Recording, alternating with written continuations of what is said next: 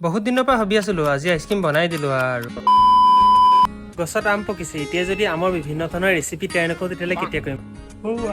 গছত আম বহুত দিনৰ পৰা আপোনালোকে বিচাৰিছিল যে ঘৰতে কেনেকৈ আইচক্ৰীম বনাব পাৰি ব'ল তেতিয়ালে আমৰ আজি আইচক্ৰীম এটা লৈ আহিছো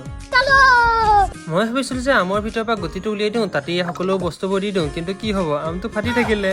जब तक तोड़ेंगे नहीं तब तक छोड़ेंगे প্ৰথমটো ফাটি যোৱাৰ কাৰণে দ্বিতীয়টো চেষ্টা কৰিলো কিন্তু দ্বিতীয়টো কি হ'ব চামুচৰ সহায়ত চেষ্টা কৰিলো তাৰপিছত হাতে এটা ইণ্ডিয়াতে আমটো আকৌ ফাটি থাকিলে কি যে কিস্মত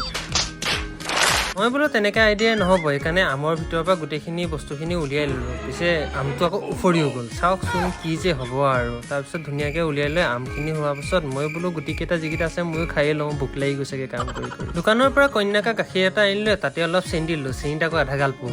কি যে হয় আৰু তাকো পাছত গম পালোঁ যে গাখীৰখিনিও ফাটিলে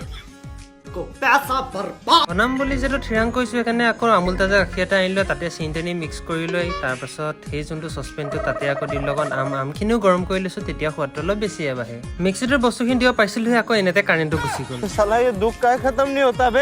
কাৰেণ্ট আহিলে মিক্সি মাৰিলোঁ এতিয়া বস্তু প্ৰায় ৰেডি তাৰপিছত ধুনীয়াকৈ কাগজৰ কাপ কেইটামান লৈ দিছোঁ তাতে দিলৈ কেইটামান খৰিকা দিলৈ ধুনীয়াকৈ এতিয়া তাক ফ্ৰিজত থৈ দিওঁ 2000 years later 4-5 ঘণ্টাৰ পাছত আইচক্ৰীম উলিয়ালোঁ আইচক্ৰীমকেইটা পিছে খাই ভালেই লাগিলে দেই আপোনালোকে ট্ৰাই কৰিব পাৰে ৰঞ্জন অনুভূতি ৰিমঝিম জুপিটাৰ ৰূপালী পিয়াঞ্চো কি খবৰ তোমালোকৰ